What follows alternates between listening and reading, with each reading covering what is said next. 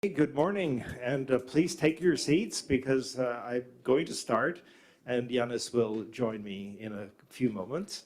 Good morning and welcome to the 6th International Conference on Shared Parenting in Athens, the most historic and inspiring of world capitals as far as the origins of classical civilization's intellectual ideas are concerned. Athens takes its name from the goddess Athena, the goddess of wisdom. And here we are, literally in the shadow of the Acropolis, reflecting on the essential wisdom of shared parenting and the irrefutable truth that children need both parents. My name is Edward Kruk, and as the president of the International Council on Shared Parenting, I have the pleasure of opening the conference and giving you a little glimpse of what lies ahead in the coming days. Whether you're participating in the conference here in person or online from the comfort of your homes, there's really a lot in store for you, and we're delighted to have you with us for the upcoming journey. Now, the International Council on Shared Parenting is the world's leading organization devoted to the study of shared parenting as in the best interests of children and families.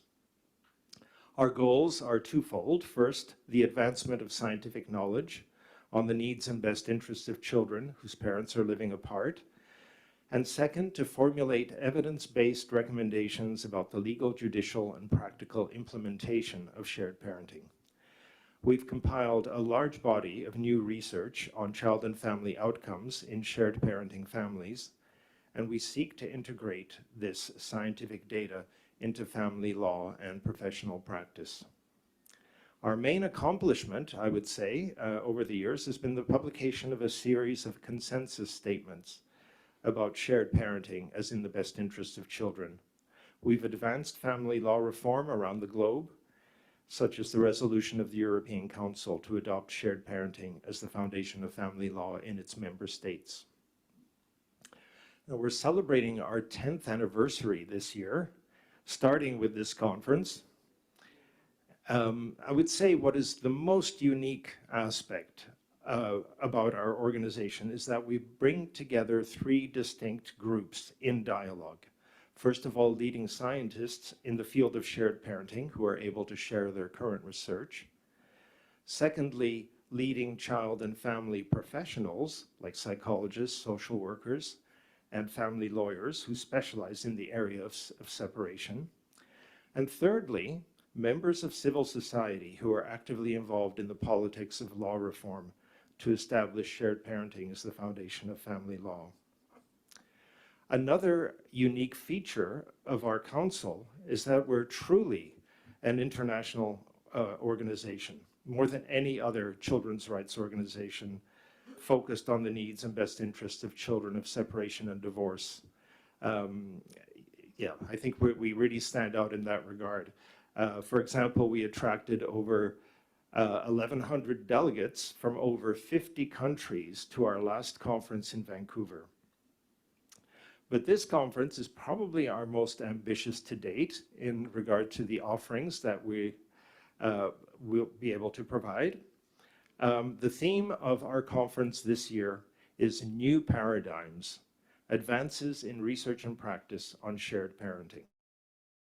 The people here, all of you come from different countries, different cultures, from different professional backgrounds. We have scientists, researchers, child and family professionals, and members of civil society concerned with children's rights who will be presenting and discussing their latest research findings. We're offering a wide variety of formats in our presentations, including 7 keynote speeches, over 60 workshop presentations on research and best practice, panel discussions, and roundtable discussions. So I invite you to have a really close look at the full conference program and think carefully about the many choices on offer. Before we embark on the conference itself, I'd like to offer just a historical account of the first 10 years of the ICSP and a very short summary of our 5 international conferences. So our first conference was held in Bonn in 2014. The theme of that conference was bridging the gap between empirical evidence and socio-legal practice. We came up with 6 consensus statements or conclusions, and I'll only share one. The first one was, there's consensus that neither the discretionary best interest of the child standard nor sole custody or primary residence orders are serving the needs of children and families of divorce. There's consensus that shared parenting is a viable post-divorce arrangement that is optimal to child development and well-being, including for children of high conflict parents. The amount of shared parenting time necessary to achieve child well-being and positive outcomes is a minimum of 1/3 time with each parent, with additional benefits accruing up to and including equal 50-50 parenting time, including both weekday and weekend time, both routine and leisure time. That was sort of just the first of 6 conclusions of our first conference. Our second conference was also held in Bonn in 2015. The theme of that conference was best practices for the legislative and psychosocial implementation of shared parenting. And we ended with 7 conclusions, including this one. As shared parenting encompasses both shared parental authority or decision-making and shared parental responsibility for the day-to-day upbringing and welfare of children between fathers and mothers, in keeping with children's age and stage of development, there's consensus that the legal implementation of shared parenting, including both the assumption of shared responsibility and presumption of shared rights in regard to parenting of children by fathers and mothers who are living together or apart, be enshrined in law. Our third conference in Boston took place in 2017. Specifically, then it was asked, have we reached the point where we can conclude with confidence that the best interests of children are commensurate with the rebuttable legal presumption of shared parenting for children and families? Are we at a point where the scientific evidence points in the direction of mandating that shared parenting becomes the foundation of family law?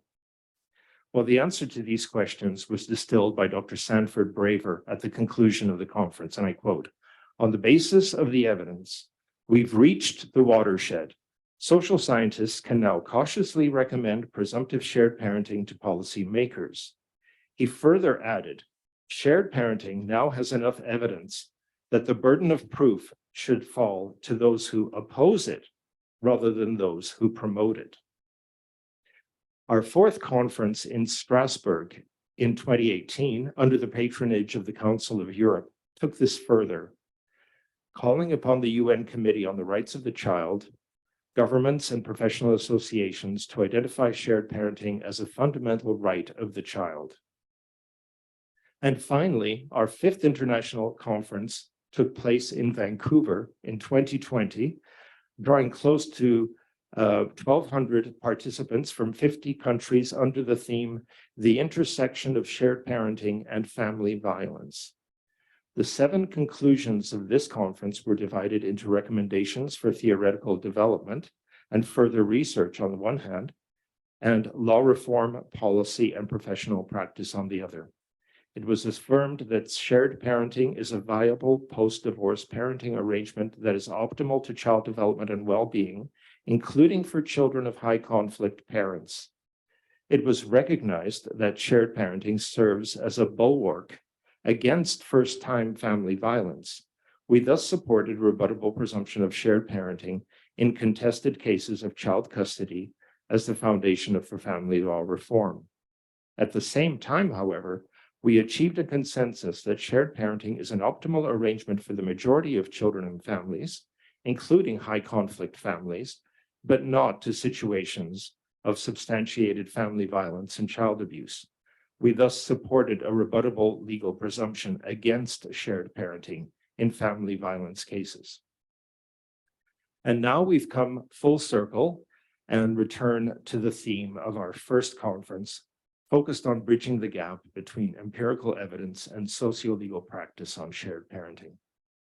As with our first conference, this conference aims to encourage international reflection on recent advances and approaches in research and practice.